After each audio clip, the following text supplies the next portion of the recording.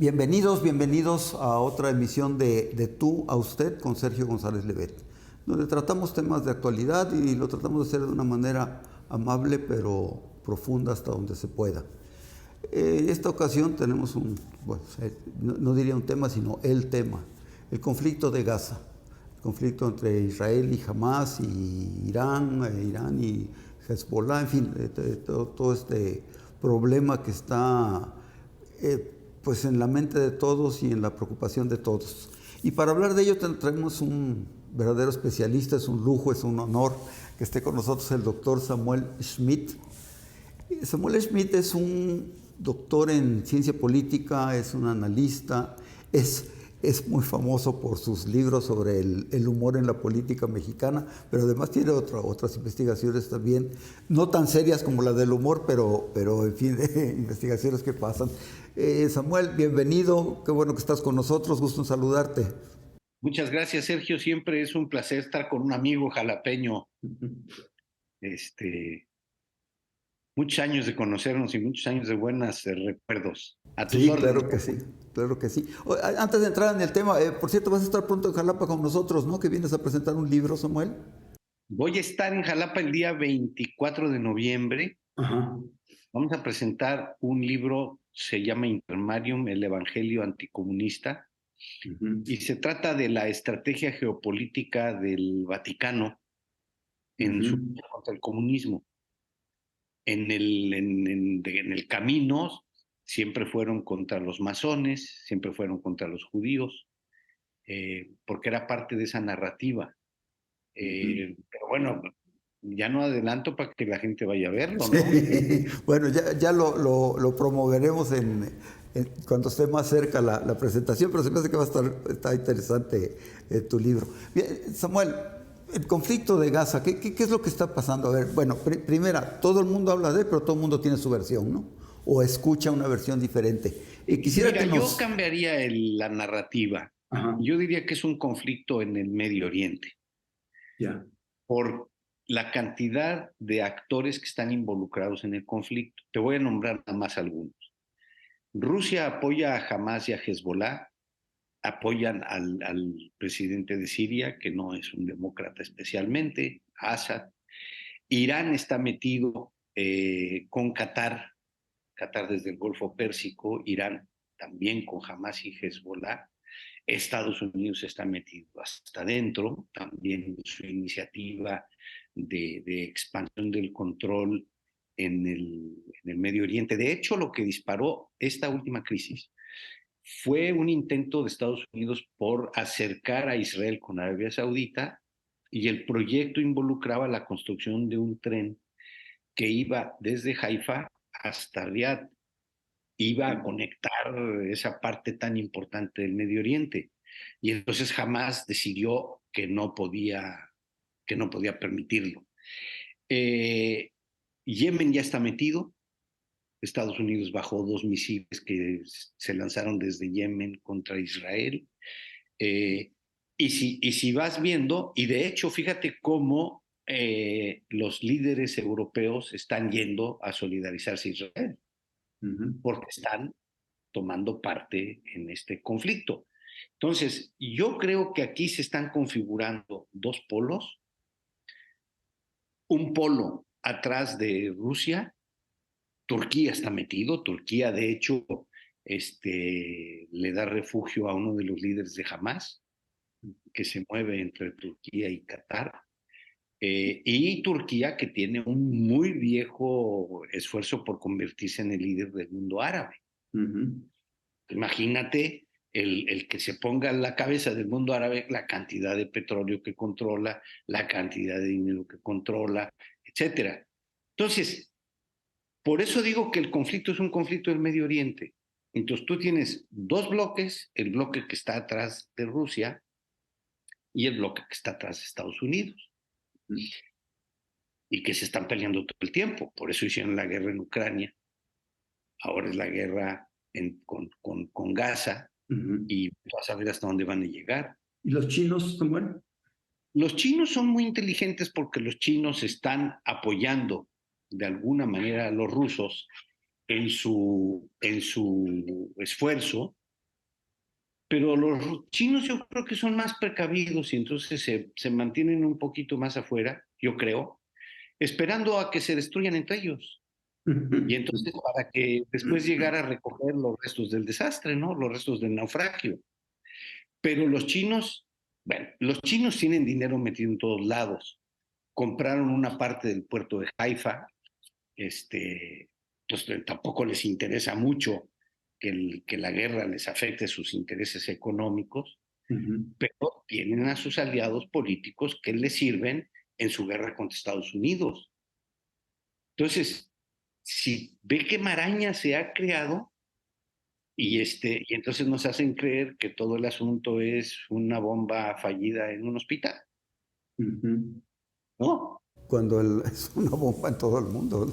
Cuando el tema es muy grande, el tema es muy complejo. Ahora, perdón, Corea del Norte está con Rusia. Entonces, fíjate tú las amenazas, Corea del Norte con sus misiles intracontinentales, los rusos movilizando sus misiles intercontinentales, y entonces te hacen sentir que lo que viene es una guerra de misiles, que a ver a dónde nos escondemos, porque va a crear una destrucción inmensa.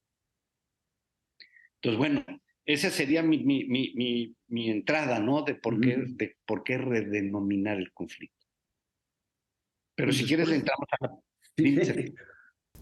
¿Por qué no empezamos ahora sí que de adentro para afuera, ¿no? El conflicto en sí, o sea, este agarrón que traen Hamas y Israel, ya, o sea, ya sabemos que viene de afuera, pero ¿cómo se origina? ¿Cómo empieza la cosa? Vamos. Mira, la cosa se origina, si te vas muy atrás, en 1947, cuando los países vecinos deciden hacerle la guerra a Israel en contra de la resolución de las Naciones Unidas. Esa guerra la gana Israel. Pero esa guerra lo que produce una gran cantidad de refugiados y de gente desplazada, como todas las guerras. Entonces, ahí se crea en la zona una situación de violencia esporádica, de guerras esporádicas. Pues tienes la guerra de 47, tienes la guerra de 56, que es la del Canal de Suez, tienes la guerra del 70, 71, que es una guerra entre Egipto e Israel, que le llaman la guerra de desgaste, porque son básicamente bombazos, etcétera, sin invadir. Después viene la guerra de Yom Kippur. Después viene, Yom Kippur es en 73. Híjole, vienen las dos intifadas, etcétera. O sea, nunca ha dejado de haber conflicto ahí. Hay dos visiones que chocan y que son dos visiones que se han modificado con el tiempo. Una, la visión de Palestina, y ahí hay un problema con el concepto palestino que si quieres ahorita le entramos.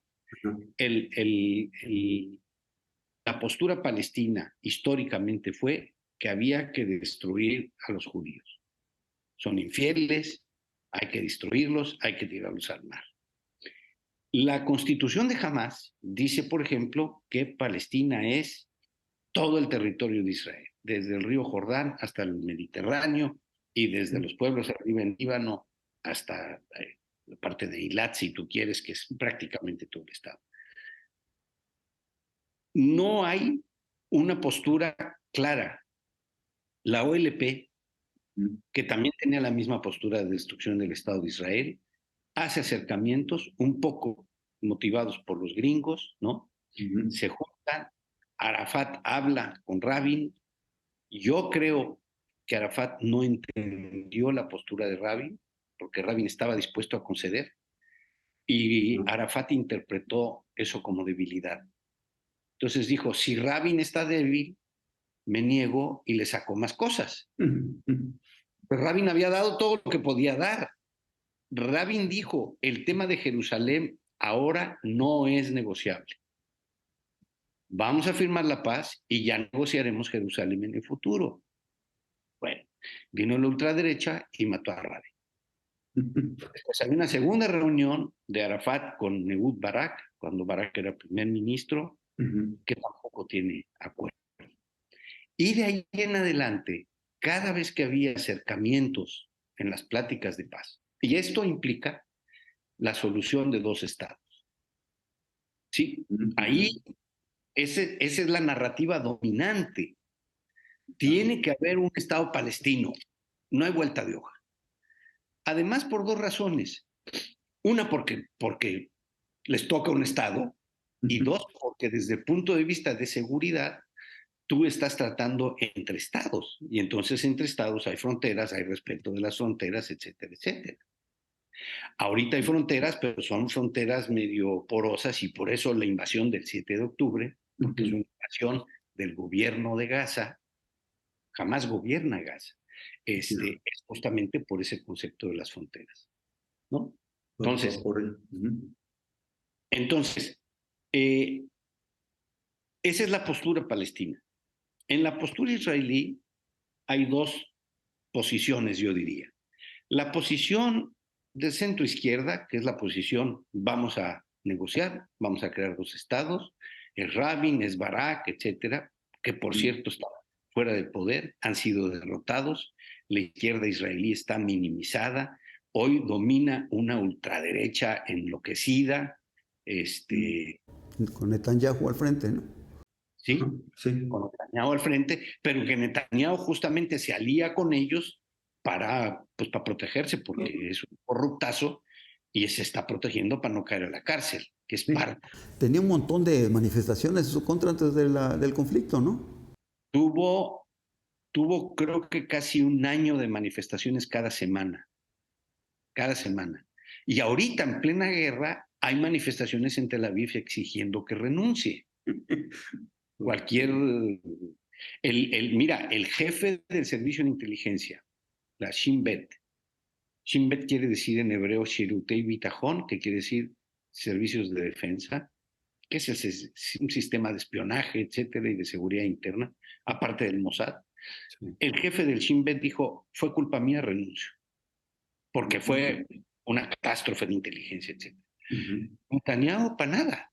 Bueno, la postura de la ultraderecha, y que es la ultraderecha religiosa, es Israel es un Israel que tiene todo el territorio hasta el río Jordán.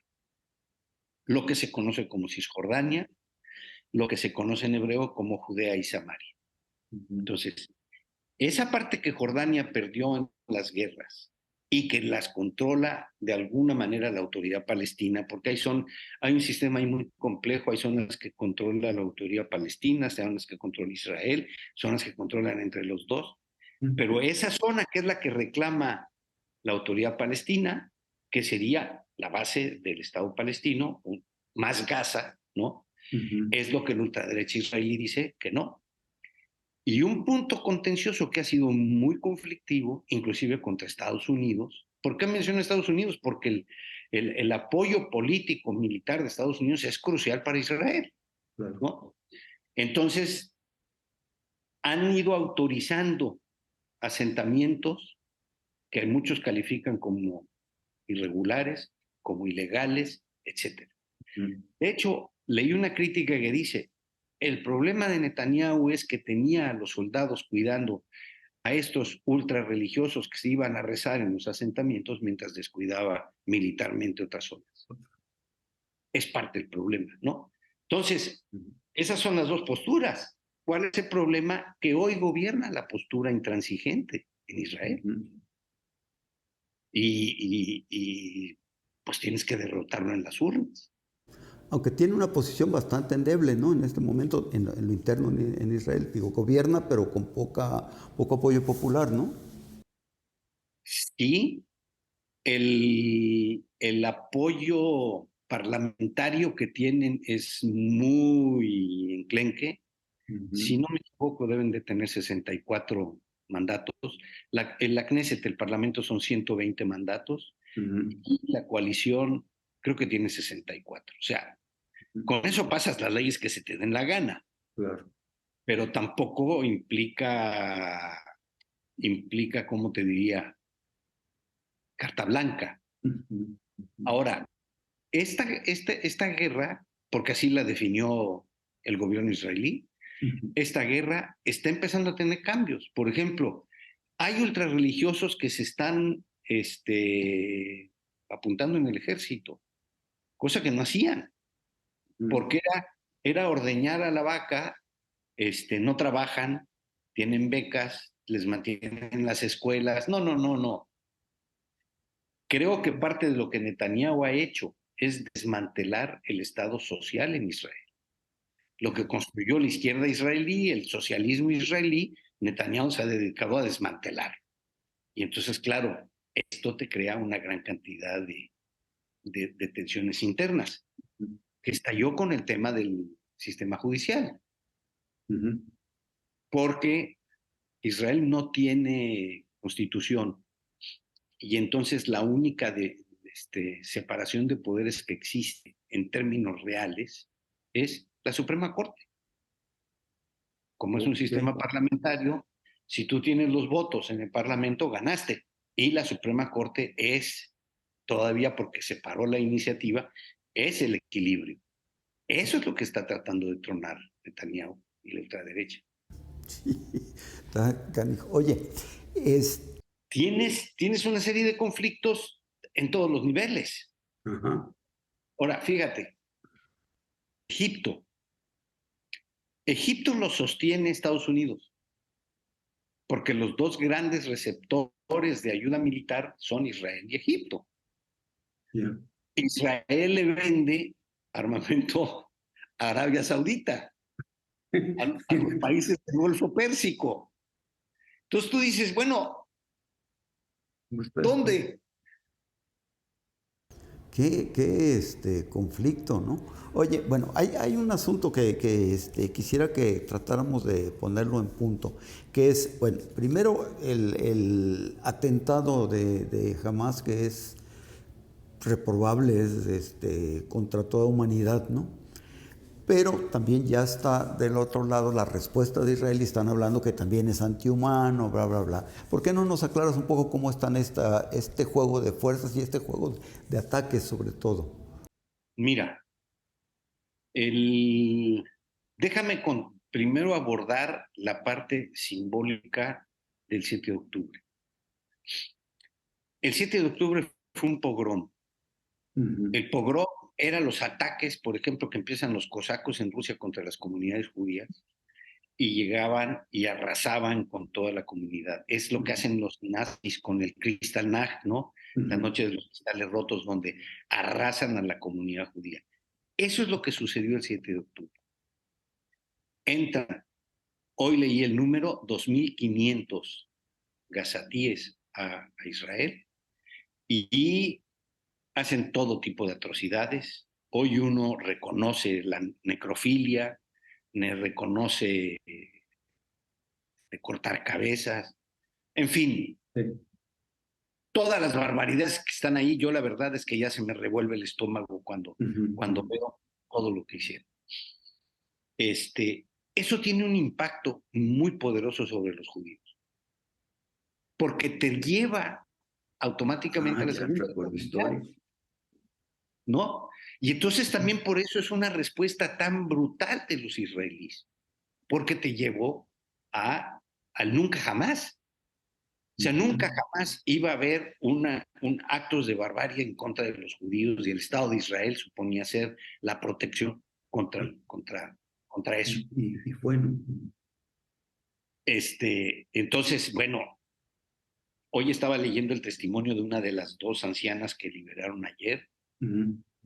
Dice, pues que eso era el infierno. O sea, ¿a quién en su sano juicio se le ocurre secuestrar a una mujer de 85 años?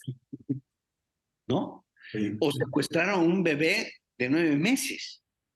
Bueno, pero el impacto que tiene es un impacto psicológico brutal que no se va a resolver muy rápido en Israel. Entonces tiene un impacto. Alguien decía aquí en un acto que hubo en Austin, decía, es que el pueblo judío está de luto. Está de luto por esa conexión, ¿no? Bueno, pasamos a la parte israelí. Israel declara desde que empieza este conflicto y dice, la única solución al conflicto es que desaparezca Hamás. Porque Hamás es el factor que bloquea la paz, Hamás es el factor disruptor de la convivencia, etcétera. No quieren la paz, quieren la desaparición, etcétera, etcétera. Y lo hacen con toda la fuerza posible. Yo creo que ya mataron ahorita a 9 comandantes de Hamás, por los números que voy leyendo en la prensa, ¿no? Ahora, ¿hay muchas víctimas civiles? Sí. ¿Condenable? Sí. ¿Evitable? No. ¿Por qué no? Porque jamás tiene una historia de haber usado a la gente como escudos humanos. Entonces pone una batería de lanzamiento de misiles atrás de una escuela, o atrás de un hospital, o en una mezquita. Entonces tú dices, bueno, si tú vas a atacar esa base de lanzamiento de misiles, pues le vas a pegar a alguien que está cerca. Claro. Ahora, yo no quisiera verme descarnado, pero te voy a hacer un planteamiento, mira. La bomba en el hospital. Ya todo el mundo reconoció que ese fue un misil que lanzó la yihad islámica y que falló, estalló en el aire y el resto cayó en el hospital. A los 2 minutos, jamás dijo, atacaron un hospital, hay 120 muertos, hay 400 muertos, hay 500 muertos. No les dio tiempo ni de contarlos, ¿no? Exactamente, en el plazo de media hora ya eran 500 muertos.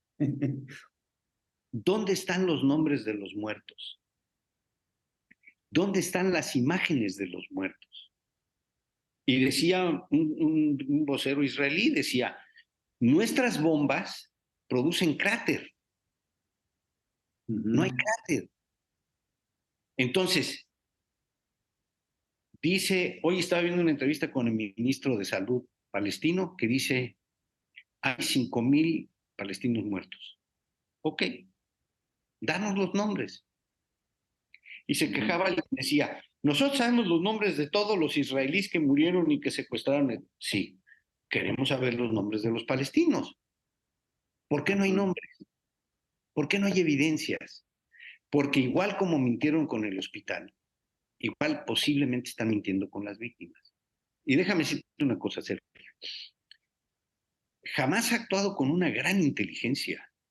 Con toda la perversión que tenemos enfrente, yo creo que leyeron la coyuntura muy bien. Fíjate, entendieron que tenían que sabotear el acuerdo con Arabia Saudita.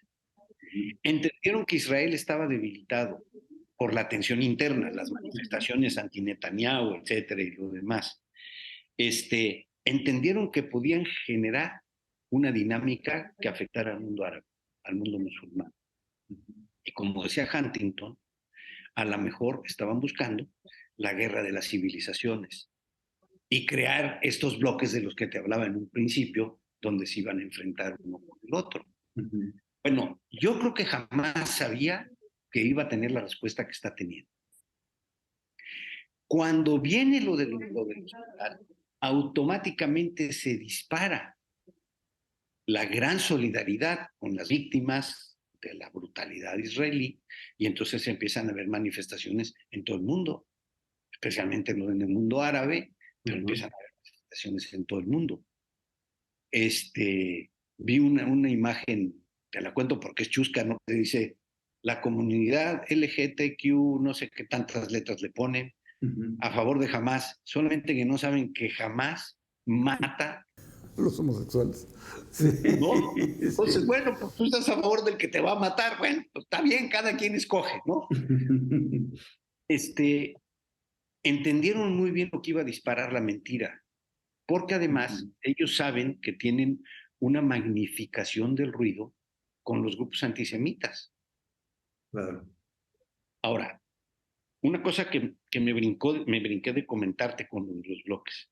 El bloque ruso, Irán, etcétera, tiene a Hamás, a la yihad islámica, a Hezbollah, a los talibanes y a todas las comunidades musulmanas en Europa. que han dado señales de una gran brutalidad y gran violencia. En Estados Unidos hicieron un trabajo de penetración buenísimo con todo el programa de desinvertir en Israel, de sabotear la vida israelí, de sabotear las universidades israelíes, y de repente en Harvard salen las grandes manifestaciones en contra de Israel. Claro. Entonces, hay que reconocer que hicieron un trabajo muy bueno y que lograron penetrar por muchos lados. Y ahorita la consigna es el genocidio. A ver, porque lo he estado discutiendo. Genocidio es cuando tú tomas a un grupo social, religioso, político, etcétera, y tratas de exterminar. Eso es un genocidio.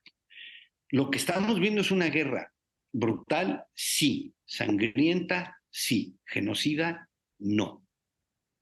Porque por eso está Israel dice, voy a bombardear el norte de Gaza, váyanse de ahí para que no se mueran. ¿Se desplazó 500,000 de personas? Sí, para evitar que se murieran. Un ejército genocida no hace eso. Un ejército genocida siempre va y mata a los otros. Claro. Ahí está Ruanda, ahí está los Hutus, ahí está lo que está haciendo China con los uigures. Simplemente van y aniquilan a los otros. Pero la consigna de genocidio ha pegado muy bien. Y entonces todo el mundo sale con su manta de no genocidio. Y trata de convencerlos y dices, oye, usa el diccionario a ver qué quiere decir genocidio. No, no, no, es que es genocidio. Claro. Y les funciona. Y esa es la otra parte de la guerra, ¿no? Hoy tienes una guerra que se pelea en el frente, aunque sea con la fuerza aérea bombardeando y tal y lo demás, que se pelea en el camino de la propaganda y que se le pelea en el camino de la diplomacia. Oye, Samuel, ¿y qué va a pasar en Hamas, perdón, en Gaza? ¿Va a entrar el ejército israelí? ¿Va a destrozar a Hamas? ¿O cómo ves en lo inmediato? Lo que yo leí en el periódico israelí ayer, el ejército israelí dice, tenemos que entrar a Gaza, porque la única manera de destruir a Hamas, porque esa es la consigna, esa es la meta, destruir a Hamas, es entrar a Gaza, ¿no? ¿Que van a haber muertos? Sí, sí van a haber muertos, ya lo reconocieron, ya lo plantearon, deben de tener hasta un cálculo de cuántos muertos aguantan, ¿no? Porque es parte del cálculo de la guerra. El gobierno, la derecha, no da la autorización.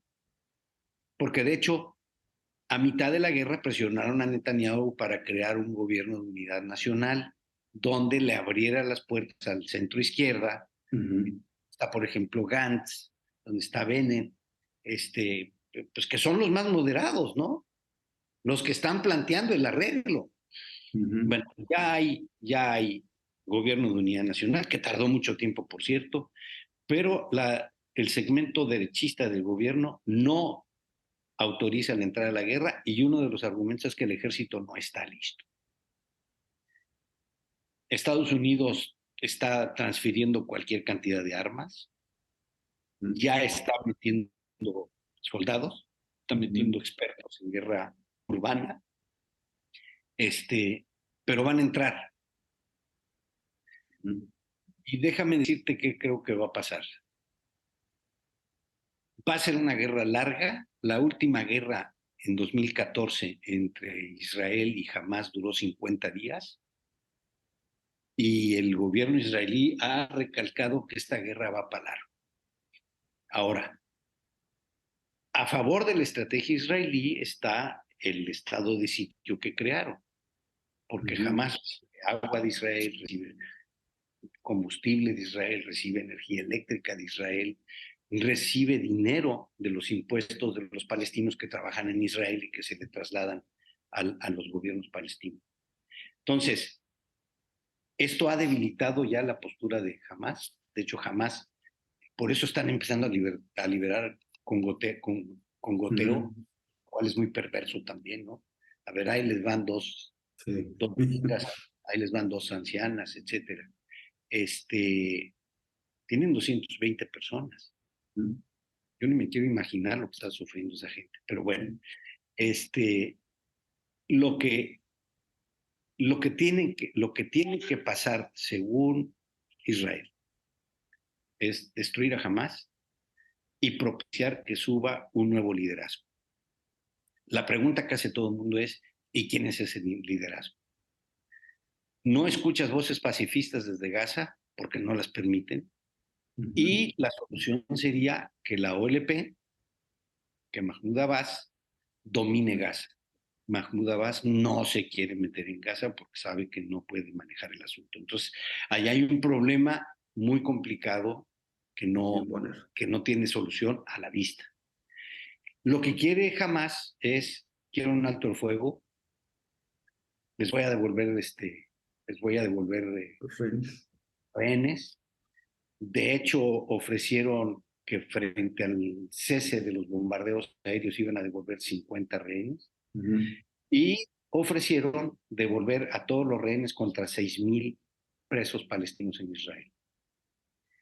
Entonces, tú imagínate si Israel les diera 6,000 soldados más en este momento cuando están en plena guerra, ¿no?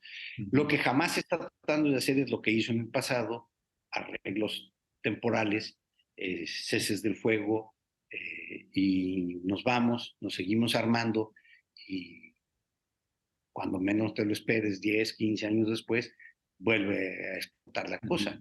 Ellos tenían su estrategia muy planeada, ¿no? Y yo creo que siguen todavía con el script jamás, ¿no? Sabían qué es lo que iba a pasar, qué es lo que van a hacer. Están sabiendo qué es lo que van a hacer y siento que Israel está respondiendo, ¿no? Al cambio de las circunstancias inmediato, ¿no? No va por ahí. Esa es una buena posición porque si el escenario lo diseñó jamás de esta manera, de alguna manera Israel cayó en la trampa. Pero de nuevo, volviendo al pogrom, no había manera de evadir caer en la trampa. Porque lo que iba a pasar, si no hubieran hecho nada, el gobierno caía. Y si hubieran hecho algo muy limitado, el gobierno caía. Y estos cuates lo único que les interesa es su supervivencia política, no les interesa el bien de nadie, ¿no? Entonces, sí, mira, yo sí creo que esto estaba muy bien planeado. Me estaba comentando ayer alguien, me decía, ¿en qué cabeza cabe pensar? Porque Israel le daba permiso de trabajo a los palestinos que cruzaban Israel, trabajaban, etcétera, y en muchas actividades. Pero había una cantidad muy importante que cruzaba y trabajaba en los kibutzim de la zona, que fueron los primeros objetivos atacados el 7 de octubre. Y entonces decía, ¿a quién se le ocurre que estos cuadros no iban a tener inteligencia y iban a tener los mapas, que además los bajas de Google Maps, y iban a tener la información de dónde está la escuela, dónde están las armas, dónde están las guardias, dónde están los niños, dónde está todo? Pues tenían todo. Ahora, tenían muy buen armamento. Esos hang gliders, ¿cómo se dice en español? Los hang gliders que entran así, ya sabes, con un motorcito y van por el aire, que es con lo que llegaron a la fiesta rave esa en el desierto a matar 260 chavos. Entonces, tienen una cantidad inmensa de misiles. ¿Quién se los da? ¿Dónde los construyen? Porque deben de estar construyendo misiles en Gaza, pero ahí está la acusación contra Irán. Ahora, déjame plantearte esto más. Irán está metidísimo, ¿no? Estados Unidos ya amenazó, Estados Unidos ya movió 2 portaaviones al Mediterráneo. De hecho, son los portaaviones de los barcos gringos los que bajaron los 2 misiles de Yemen. Y en el momento que... Esa es la razón, por ejemplo, Israel atacó el aeropuerto en Alepo y el aeropuerto en Damasco. Porque iban a aterrizar tropas iraquíes e iraníes. Y entonces ataca los aeropuertos para evitar que le lleguen tropas de ahí. ¿Qué va a hacer Estados Unidos cuando siga Irán? Bueno, ya congeló los 6,000 millones de dólares. Que era un arreglo, ¿no? de los rehenes y gringos que tenía Irán a cambio de 6,000 millones de dólares. Eso ya está congelado. Pero la pregunta es esta, ¿y Estados Unidos se va a atrever a atacar Teherán? Esto está creciendo, ¿no? Por eso está creciendo. Pero en el momento que Irán se mete, porque Irán dice, yo voy a arrasar Tel Aviv, y tiene misiles para arrasar Tel Aviv, sí los tiene. Que los va a bajar el Iron Dome, el domo de hierro, que es este sistema de defensa antiaérea, que Estados Unidos ya metió más estaciones a Israel ahora, que son los que bajan los misiles. Sí, uno que otro lo paras, pero uno que otro se mete. Entonces, tú imagínate un misil de esos sobre Tel Aviv. ¿Qué te va a provocar? ¿20, 30 mil muertos? ¿Qué tiene que hacer Israel? Pues responder igual, porque es la doctrina de la guerra. Y la doctrina de la guerra es una doctrina de la mayor destrucción posible. Digo, no que a mí me la promueva ni nada, al contrario, yo creo que yo aborrezco las guerras. Claro. Y Estados Unidos va a tomar parte. ¿Y Rusia? Rusia se va a aguantar. Rusia va a seguir apoyando a Hezbollah, va a seguir apoyando a Hamas, va a seguir apoyando a Assad en Siria, pero no va a meter tropas. Rusia está demasiado desgastado en Ucrania Sí. para poderse meter al Medio Oriente y no le hace falta meterse, ¿no? Ahora, ya metieron al Líbano, ya están luchando en el sur del Líbano. Sí. Entonces, yo creo que parte del escenario de Hamas era, vamos a repetir la guerra del 47. Vamos a agarrar a todos los vecinos árabes de Israel y vamos a atacar al mismo tiempo. La falla de ese modelo es el rey Abdullah de Jordania no le interesa pelearse con Israel, pero está en una cuerda floja con los palestinos, porque tiene muchos palestinos en su territorio, ¿no? Los libaneses no les interesa una guerra, no les interesa que Israel les vuelva a bombardear Beirut, Claro. porque no vale la pena. Pero Hezbollah está atacando. Fíjate que el frente en el Golán ha estado relativamente tranquilo, lo cual diría que Assad está tratando de frenar a las tropas no oficiales para que no ataquen a Israel desde el Golán. Egipto, por supuesto, Egipto va a manejar ahí una neutralidad muy complicada. Arabia Saudita ya frenó y congeló la iniciativa de acercamiento con Israel. Qatar, ¿no? Qatar sigue apoyando a Hamas. Y los Emiratos Unidos tienen relaciones diplomáticas con Israel. No creo que los Emiratos vayan a romper. ¿Qué va a pasar con Irak? ¿Qué va a pasar con los talibanes en Afganistán? ¿Quién sabe? Bueno, me doy cuenta que está complejísimo como para que lo podamos desbrozar en el tiempo de esta entrevista que ya se nos está acabando.